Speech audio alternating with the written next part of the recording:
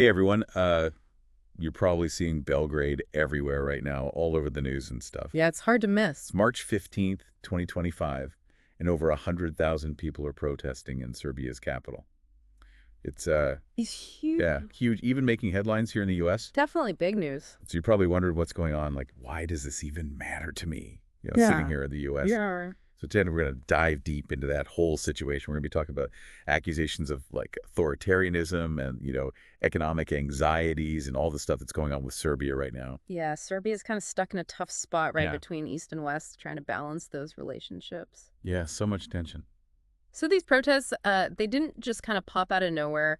There was a real tragedy back in November 2024. Oh yeah, I remember hearing about that. This train station canopy, it collapsed in Novi Sad, Awful. killing 15 people, injuring many more. Horrible. But it wasn't just a construction accident. No. It became a symbol of like these deeper problems.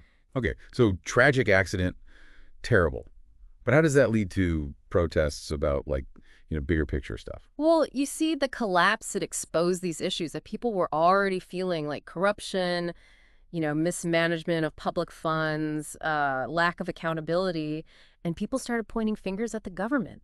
Makes sense. They wanted answers, they wanted reforms, and it's kind of like, think of it like, if the collapse shook the foundation of trust and now everyone's questioning everything. I see. So it's not just about the accident itself, it's about what it revealed about how things are run in Serbia. Exactly. Okay. And that anger, that desire for change, it didn't just disappear, it became the fuel for these protests that we're seeing today. So it's simmering under the surface. Yeah. Okay, so it's not just about the Yes. train station, right? I mean, there's other things pushing people to the streets. Like I keep hearing about this President Vucic and people accusing him of eroding democracy. Like, what's Yeah. going on there? Yeah. So when we talk about democratic backsliding, it's like when a country that's supposed to be a democracy starts to kind of slip back towards authoritarianism, Okay. kind of like a slide where you start losing those safeguards, those checks and balances on power. And people are saying that Vucic is doing this. Yeah, so protesters, they're accusing him of controlling the media, making it really hard for opposition parties to challenge him. They even say he's manipulating elections. Wow. So they're saying he's consolidating power,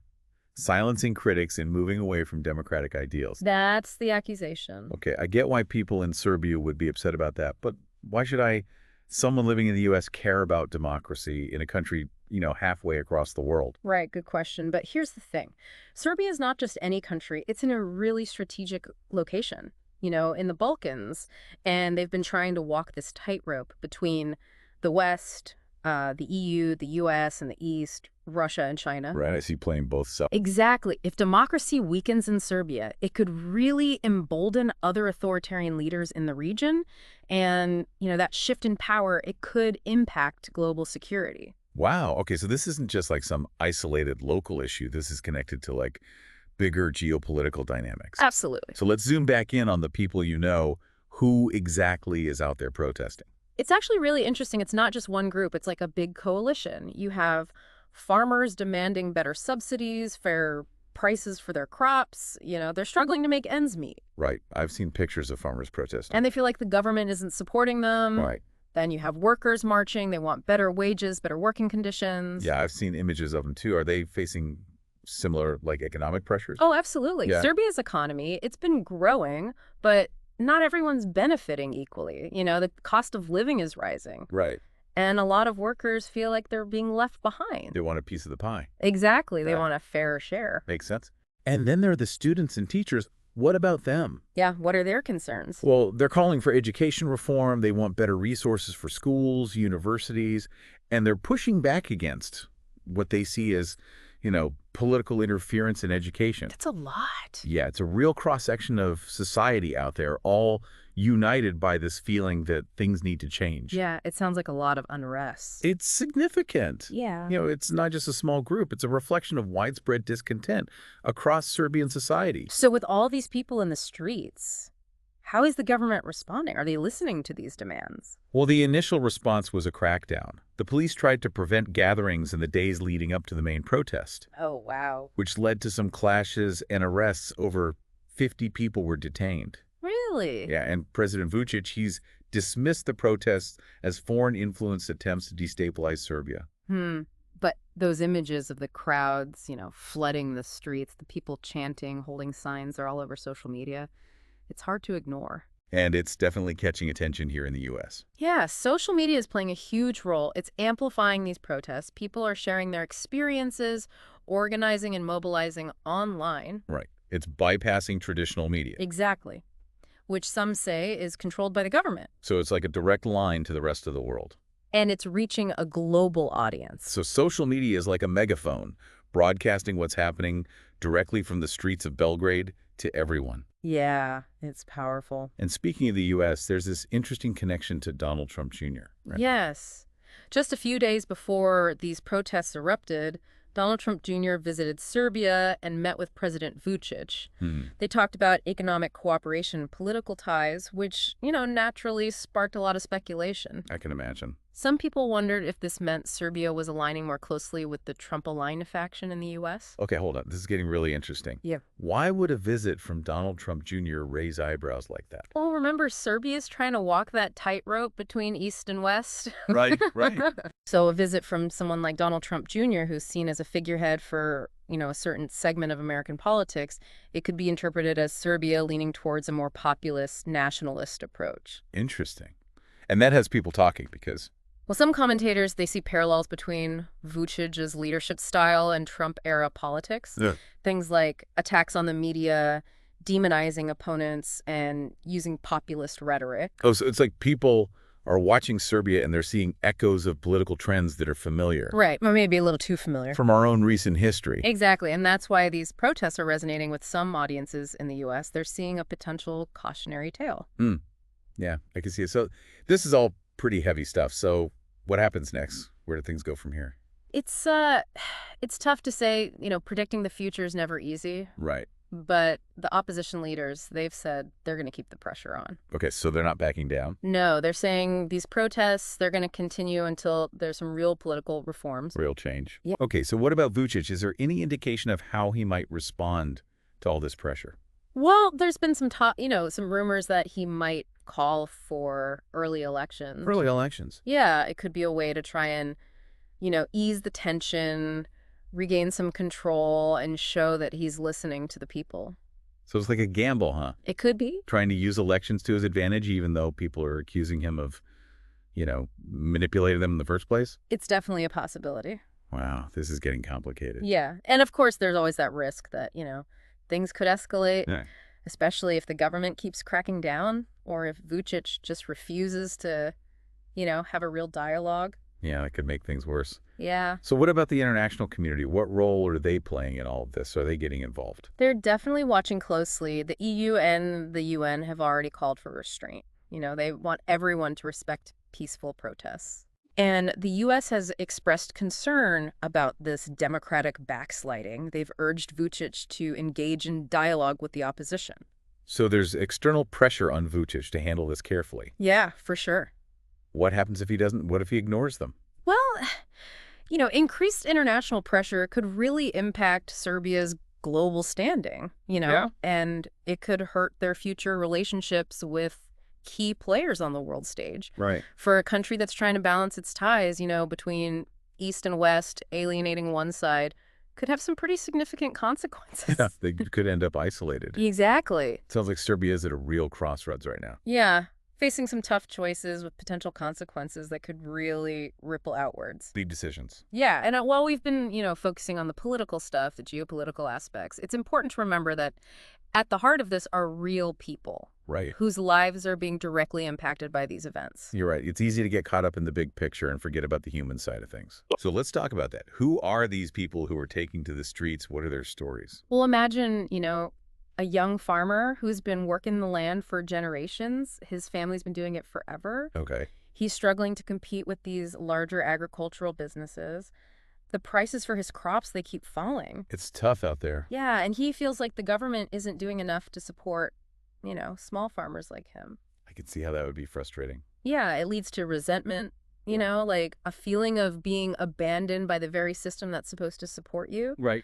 And then you have a factory worker. She's putting in these long hours, but she can barely make ends meet. She's worried about paying rent, putting food on the table, Yeah, just the basics. Yeah, affording those basic necessities for her and her kids. Tough. Yeah. And then there are the students full of hope and ambition, Right, they're the future. But they're graduating into the system where opportunities seem really limited and connections often matter more than, merit or hard work.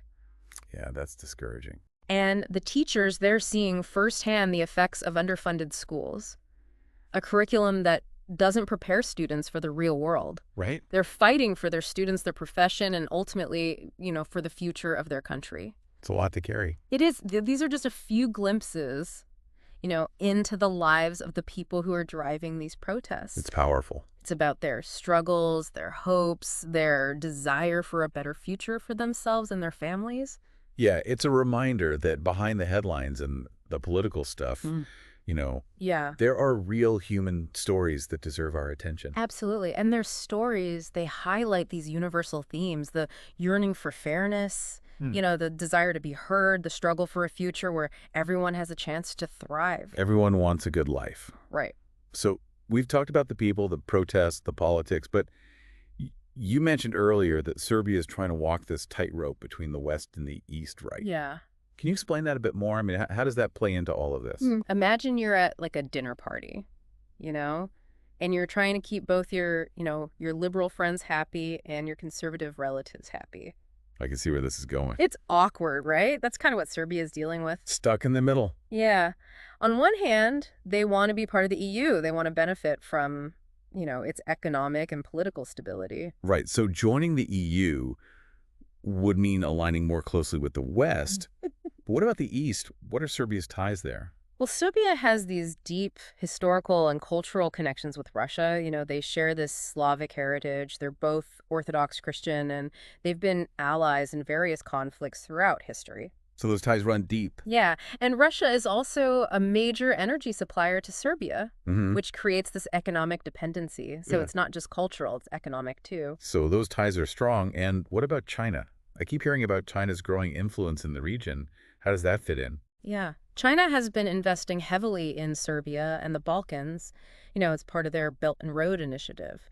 They're building infrastructure, providing loans, increasing trade ties. So they're making their presence known. Yeah, they're definitely a player. So Serbia's got these strong pulls from both sides, East and West. How are they managing that?